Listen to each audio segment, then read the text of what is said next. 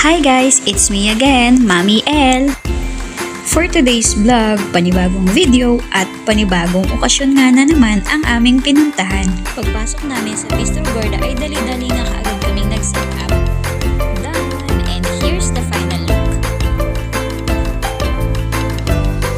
Sobrang nagpapasalamat nga kami sa aming client to Ma'am EJ because they gave us an opportunity at talagang nagtiwala sila sa amin kahit na nga nagsisimula pa lang kami at kaunti pa lang yung nasa portfolio namin. Kami pa rin ang kanilang pinili. Masaya and satisfied ang aming client sa outcome ng aming setup. Ganun pala talaga no, pag gusto mo yung ginagawa mo, hindi mo mararamdaman yung pagod. Lalong-lalo na kapag ka na-appreciate at nagustuhan talaga ni client yung setup nyo. Marami na po ang nagtiwala, kaya kung isa po kayo sa naghahanap ng affordable and elegant backdrop styling, try us!